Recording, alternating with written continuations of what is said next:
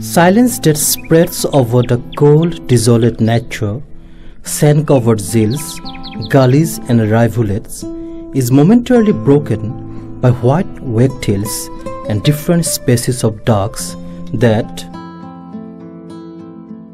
even in the wintry gloom, find reason to dance and display a sense of joy. The mercurial lash has fallen asleep on the sandy bed, lying alone and long. Up above hang the cloudless blue.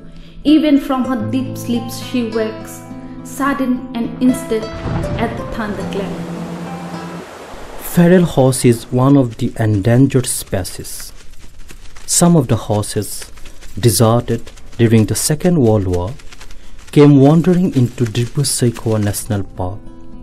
In course of time, they came to be known as feral horse, which is now a glorious and valuable property of the park.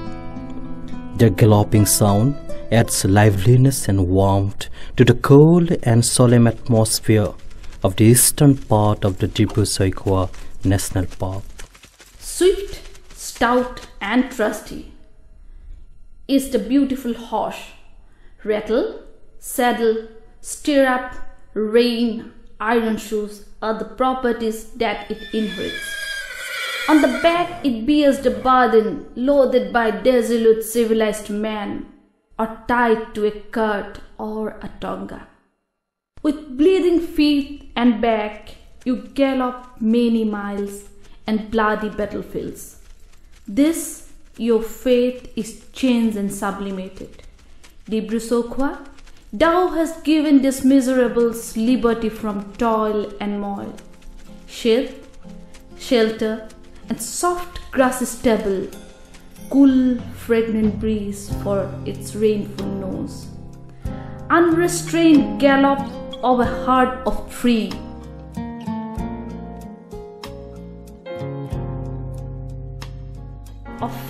and fast horses echo through the free and limitless sky, asserting yet again and glory of love, liberty and inspiration.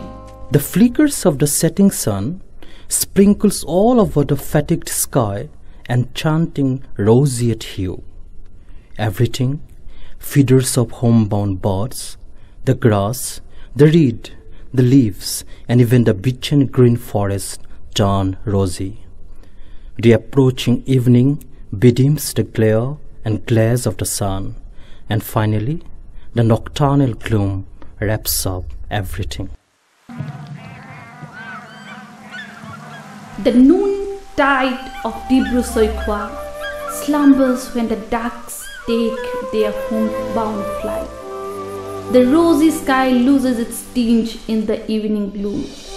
The river loses its bank but wakes all night singing its eternal murmuring note. Stranded and separated ruddy shelducks pour down their love-lorn agony that, like pitchfork, slowly travels through the sleeping village lying near the wood. But at present, Dibru Saikhowa National Park is endangered. Devastating floods, erosion, and man's intrusion have ravaged the woodland. The green forests have been rapidly losing its luxuriance and tinge. Man is the cruelest enemy of Dibru Saikhowa. Poachers' mindless killing of wild animals and birds affect the safety and existence of the animals in the park.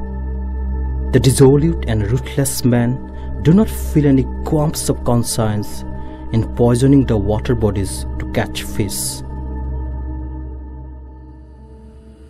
How can wild birds and animals feel secure here, where they are sought to be trapped and killed? A feeling of insecurity has led many migratory birds to leave this resort and to sojourn at Maguriville. The lake dances rhythmically, keeping rhythm with the singing bird. At the ecstatic gaiety of thousand birds, the green grows with luxury and sprite. The lake jostles as the birds flaunt, Will this lake endeavored with dancing spree of wanton birds? Will the echo of ecstatic birds survive and flow?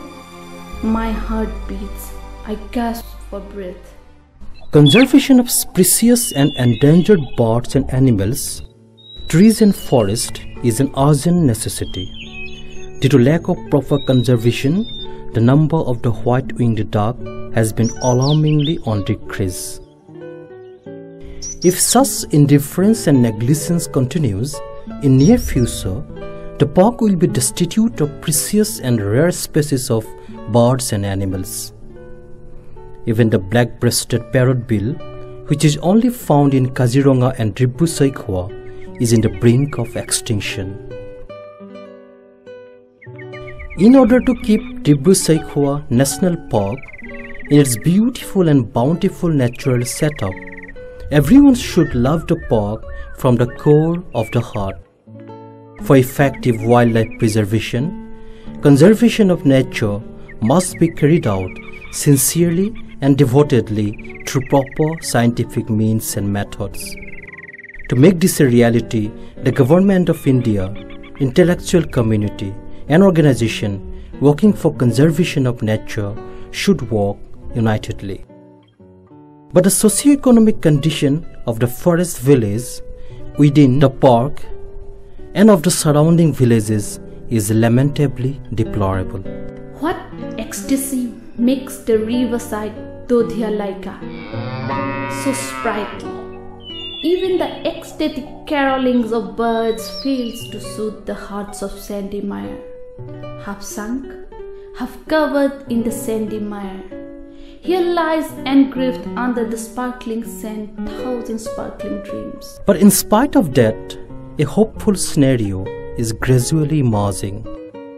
That destitute and impoverished people have learned to love nature, to protect and preserve nature, which has always been their source of solace and joy. We have a tender wish, a hopeful hope. In spite of many hurdles, setbacks and misfortune, let Dibru Saikhowa remain resplendent with its own glory, grandeur and bountiful beauty.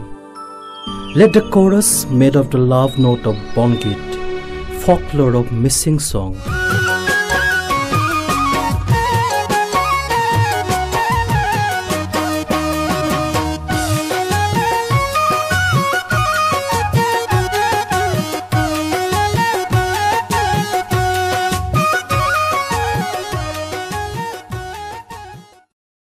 and bihugit